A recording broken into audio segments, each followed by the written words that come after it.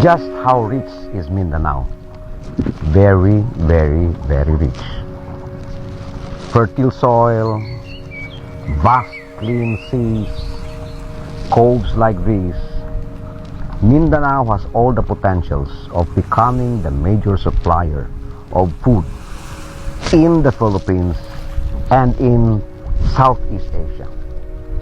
In fact, one Israeli agriculture expert once said, "Give me Mindanao, I will feed half of the world." Maybe it's an exaggeration, but today we are going to show you the bounty of Mindanao, the richness of these islands which have been for so long glossed over by stories of violence and conflict. This week in My Mindanao, we will show you a growing industry, fish cage farming. It's a billion-peso industry which produces tasty milkfish, danggit, kitong. These are the three major fish species being produced in these fish cages. This week, as we present to you My Mindanao, the beauty and bounty, I bring you to Malalag Bay, one of the major fish cage farming areas in Mindanao. And we will tell you how profitable it is to raise bangus in fish cages like this. Where could you borrow money for your financing, and who will buy your produce? This all in this week's My Mindanao, the beauty and bounty.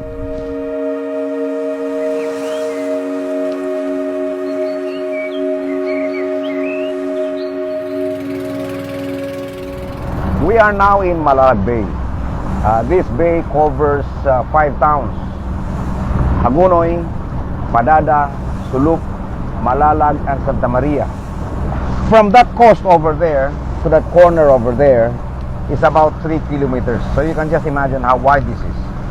And this is where the concentration of fish cages is. This is a bay which is calm because it looks like a cove actually. There is not much disturbances in as far as the big waves are concerned, or typhoons for that matter.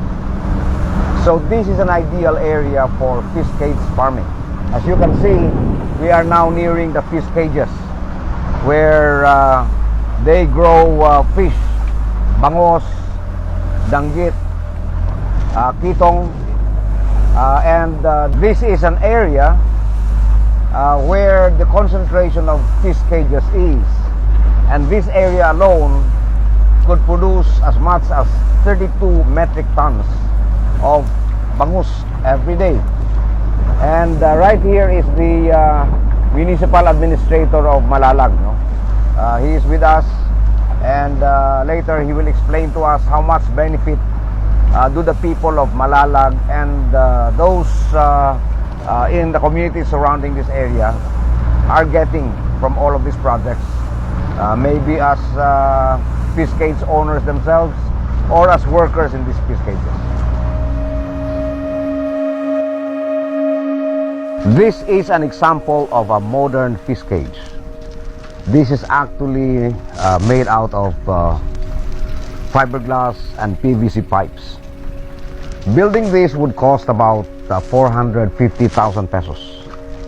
And to produce bangus in this fish cage for one cycle, you would need to spend about over 1 million pesos. Huge investment, but the income is about 400 to 500,000 pesos per cycle, and they have 2 cycles every year. This fish cage could accommodate 80,000 bangus fingerlings, and they have added income actually. Most of the fish cage operators here not only raise bangus, but they also raise as consumers of the excess feeds, danggit, which are the bottom dwellers, and kitong. So the feeds that are not consumed by the bangus fry are consumed by the bottom dwellers, danggit, and kitong. It's an interesting industry, but there are concerns, of course. There are environmental concerns, ecological concerns, because the massive amount of feeds being thrown into these fish cages would more often than not produce excess feeds that would fall into the bed of the bay, and unless checked, it could damage the corals. So this is an area where the Bureau of Fisheries and Aquatic Resources is focusing on right now, conducting researches on how to make fish cage farming sustainable, how to make it grow as an industry without necessarily compromising the environmental soundness of the coves and the bays where we will have this.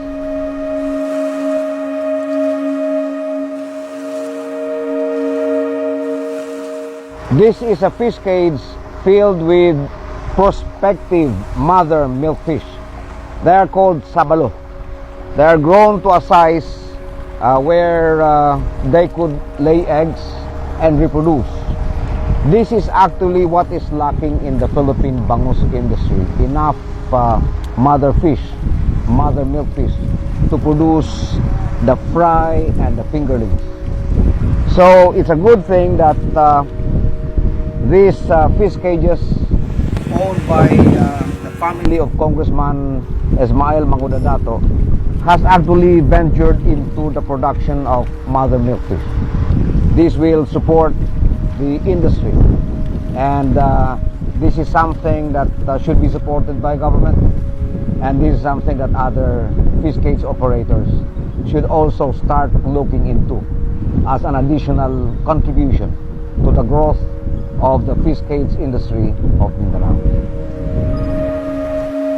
All in all, there are more than 1,000 of cages being set in Malalag Bay.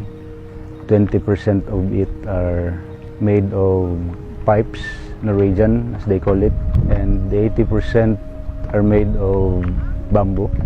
Of these more than 1,000 cages, there are more than 100 operators who own these cages, and of that more than 100 owners or operators of fish cages in Malalag Bay, 30 of them are from Malalag, and the rest are coming from different municipalities and cities and provinces. They found out that Malalag Bay is a good place to grow bangus in fish cages because the bay is protected by that Kulagsing Hill there, where the waves are being somewhat controlled by that hill there, and disturbance is not that bad, you know. So fish cage operation in Malalag really proliferates. Malalag Bay, as you can see, is a fish cage farming industry. It houses several thousands of cages. This industry generates an employment of more than 1,000 persons and also generated a family income. Investing in Malalag Bay is a favorable adventure or venture. So I hope you will consider Malalag Bay as an investment area.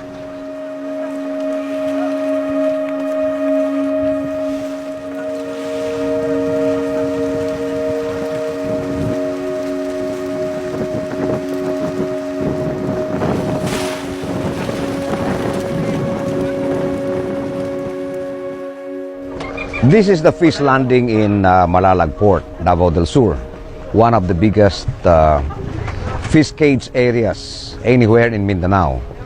Every day, this fish landing would deliver to different parts of Mindanao and even Bacolod about 6 to 18 tons of milkfish, freshly harvested. And today they are shipping out 16 tons of freshly harvested milkfish or bangus.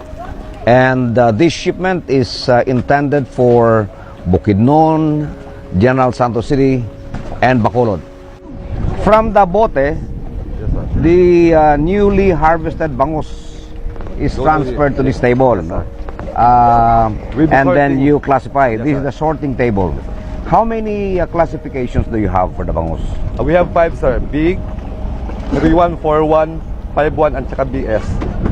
BS is what? Very small. Very small, okay. So the big is how much here? 500 grams to 800 grams up. And how much per kilo? 130 as of now. 130 pesos per kilo. When it reaches Bacolod, how much do you think are they selling it? 150. 150. Minimum 150. Okay, so from here, they sort it out and then they place the bangus in the styro boxes. They call it styro boxes, tama no? Yes, sir. Styro boxes, and then fill it with ice and then load this into these big trucks, which would travel for about a day or 2 days, reaching their destination. Yes, sir. As far as Bacolod. Yes, sir. So this is the lifeblood of the economy of Malalag, Davao del Sur, one of the areas in Mindanao where fish cage farming has become a way of life and a profitable agri-fishery endeavor. In Malalag, for example, the local government unit charges 15,000 pesos per 10,000 square meters. That's about 1 hectare of bay area every year. And with that, they will give you a permit which you could use in applying for a loan with Land Bank or the Development Bank of the Philippines. Now, if you need our help in facilitating your loan application, we could actually package the whole thing for you. Just come to the Mindanao Development Authority office at the old airport building, Sa, Davao City. We will gladly help you start this very profitable business undertaking, fish cage farming in the coastal areas, bays and coves of Mindanao. Behind me, you can see the vastness of Malalag Bay. But this is just one of the many coves in Mindanao.